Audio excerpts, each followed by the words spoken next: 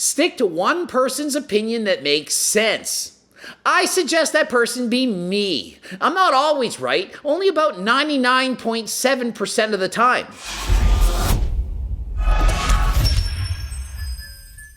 Coach Greg, and today I'm going to go over 9 things you need to know about weight loss. Many of these will apply to you, and if you're about to lose weight, it's important to know about these things so that when they actually happen to you, you can expect them and it'll help you on your journey. Number 1, unsolicited advice. As soon as you tell people you're trying to lose weight or that you're on a diet, all of a sudden they think that they're your doctor. They're telling you what to do, what not to do, and you're thinking, how do you know any better? Why should you know more than me? When you start losing weight, do what you think is best and don't just listen to everybody. Everyone's going to have a different opinion. Stick to one person's opinion that makes sense.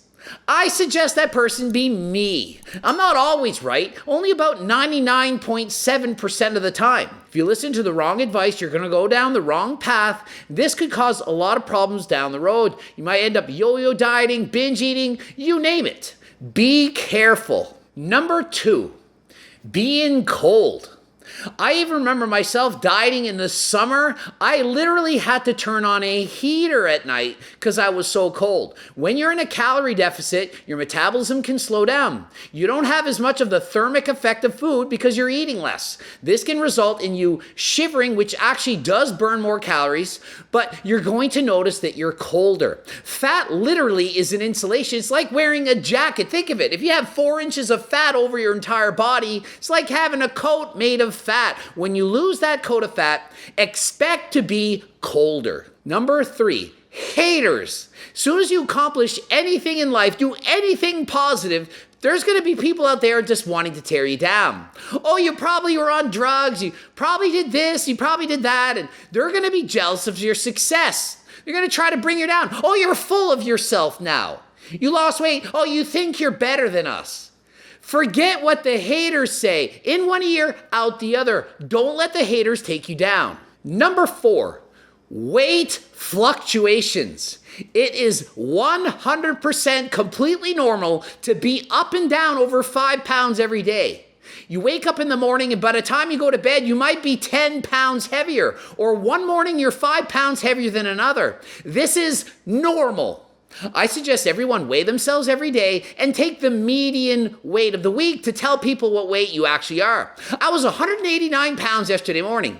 The other day I was 197 pounds, and this morning I was 193.8 pounds. Daily weight fluctuations is normal. It doesn't mean you did something wrong just because you're 5 pounds heavier on one day than another. Dehydration, water retention, bloating, all this can be affected by the exercise you're doing, the temperature of the environment. If you're drinking too much water, not enough water, too much carbs, glycogen storage, it's going to result in daily weight fluctuations. Don't be stuck on the number you see in the morning. Take the median weight. It is normal to fluctuate. Number 5, body dysmorphia. This can often result from starting a diet.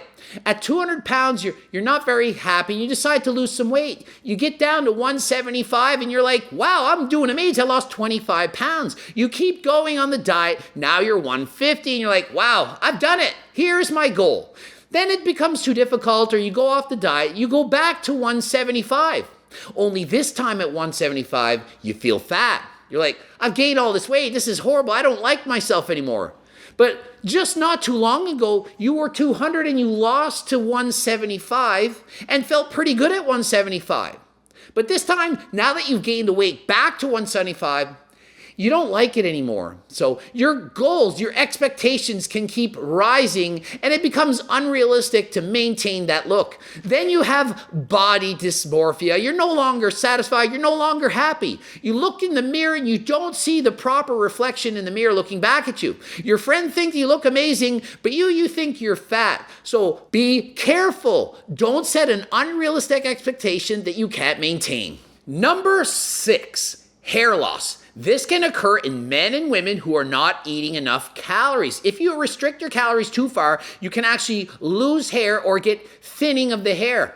You might be thinking, oh, it's the PDs, probably them PDs that I took, it's causing my hair loss. And yes, it might in fact be the PDs that you're taking, but it also could result from not eating enough healthy fats, not enough fat in your diet, not enough calories, nutrients, and so on. If you're not eating enough, expect to have less quality hair. Number 7, eating disorders. According to the National Eating Disorders Association, 35% of people who start diets become pathological dieters, of which 20 to 25% develop a full-blown eating disorder. But be careful, many people end up crash dieting, going on yo-yo diets back and forth, which ends up resulting in severe eating disorders like anorexia, bulimia, and so on. Nearly all people who go on a diet eventually experience what's known as a binge, eating way too many calories at once. Now listen, this is normal. Well, you're thinking it's binge eating, it's so bad, but listen, this is a normal evolutionary response to calorie restriction. Your body's saying, you're starving, we're gonna send a bunch of hormones, make you so hungry that you're gonna keep eating until you're actually full or stuffed. It doesn't want you to starve to death. So if you notice you're binging all the time, chances are your diet is too low in calories. You're trying to maintain a physique that's unrealistic for your own genetics. There are ways to decrease the binging, such as eating low-calorie dense foods so that you're full on less calories, like having a protein ice cream shake where you lift over your head, big jumbo salad, big wraps, and so on. Eating candies, cookies, ice cream, chips, and pizza, it's way too easy to consume way too many calories. You might eat 5 or even 10,000 calories in a binge because you can't control yourself. Your body's saying, keep eating. Don't ever put the fork down. Keep eating till you're stuffed. You need to stuff yourself with foods that are lower in calories. That way you're full without all the extra calories. It's a way to kind of trick the body and not to overeat. But listen, if you're binging all the time or you notice you want to binge all the time, there's something wrong with your diet or your expectations. You need to lower your expectations. Forget having the perfect body. There is no perfect body. Be happy with what you have. Number 8. Losing weight is not going to solve the world's problems. You're thinking, if I only lose weight, I'm going to be happy. If I could only get that dream physique, and then I would be happy. The truth is, you're never going to be happy unless you work on yourself on the inside. The outside, yeah, it can help a little bit.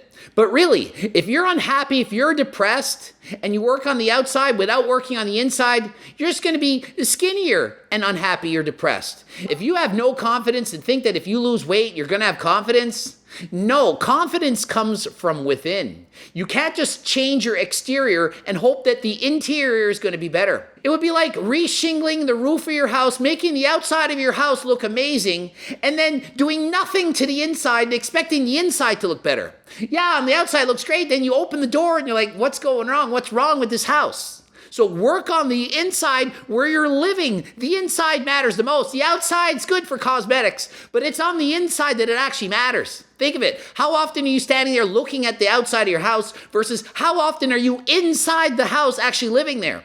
This is the same thing in your head. How often are you looking at yourself in the mirror versus living in your own head and thinking? Number 9, you are never going to be satisfied. You might tell yourself, I want to lose 25 pounds. You lose the 25 pounds, then you're thinking, oh, only 5 more pounds, even better. And another 5 pounds, another 2 pounds, 1 more pound. And then it's like, oh, my shoulders aren't big enough. Then it's like, oh, I need a waist trainer to shrink my waist. Then it's like, I need to inject fat in my glutes, get a Brazilian butt lift, get breast implants, get surgery on my nose, and my lips aren't big enough. And I need Botox now. And oh my goodness, my skin, it's not dark enough. I need a tan. You are never going to be satisfied. As good as you look, take the best looking person in the world. They're not satisfied. They want a little bit better. It's human nature to always want more.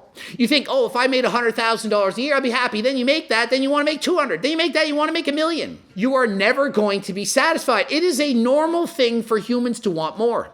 You will never be satisfied. Don't think you're going to be. So rather than closing your eyes, imagining the dream physique and going for it, Go halfway there and be happy that you made progress. Be satisfied in the fact that you're getting better.